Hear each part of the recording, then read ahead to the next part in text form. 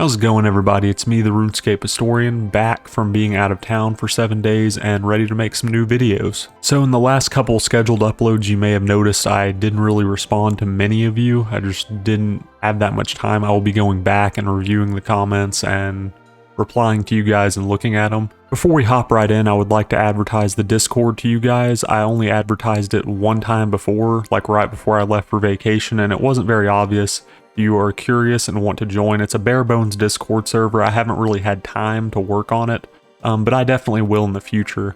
I'll put that Discord link in the description as well as the pinned comment below, so I do apologize for that. Now, let's get into the content of the video. Do you guys remember when you couldn't get a world at Bandos? I know it's still kind of bad on like weekends at Bandos on old school, but you guys remember back in around 2010, 2011, you could not get a Bandos world due to one specific clan? Well, I remember. They were known as World 77 Crash Unit, or W77 Crash Unit for short. They were founded by a guy named Pushy Ranger as well as a few other people. And while there was probably Crash clans before them to a lesser degree, I guess you could call every clan a Crash clan if you piss off a clan member and they call them, but this clan was specifically designed to hop to all worlds at Bandos and crash you. They would anti-crash for their clan members, and they would also just hop around to every single world at Bandos and crash whoever was there. They didn't care. They didn't discriminate. Everybody was fair game to these guys, and it was even worse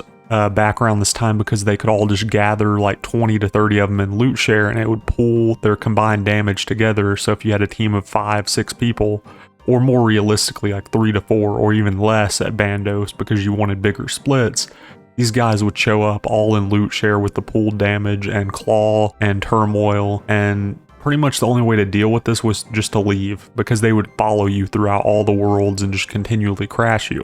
And that's very well illustrated in some of these clips. They just hop in, they say World 77 Pride among some other things, and will just start crashing you until you leave. And then once you leave, it's kind of a slap in the face because they don't even want the world. They just hop to the next one. Another solution at the time was just to do Bandos super early, but not everyone was able to do that due to work schedules and school schedules.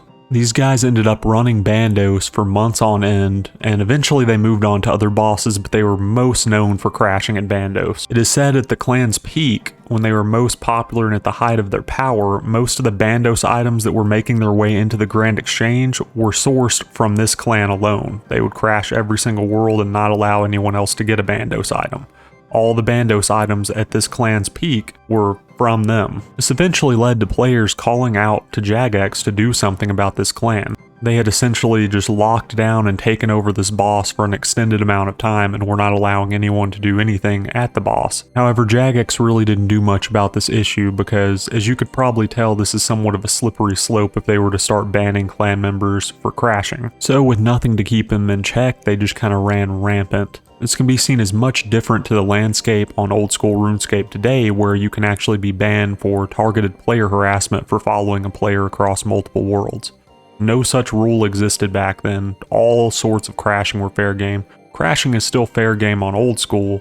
Let's say you're a higher level and you want to bully a player out of the spot. Fair game. You know, there's limited resources for the most part, and if you have better stats, you can take over that world. But you can't really follow a player across multiple worlds anymore. But anyways, not the case back then. They could do it all day if they wanted to. So with Jagex kind of unable to do anything about this clan, and players getting fed up with it, what ultimately led to the demise of World 77? Well, some of the members of World 77 got kind of fed up with the way things were being ran in the clan. And I'll put their names up on the screen.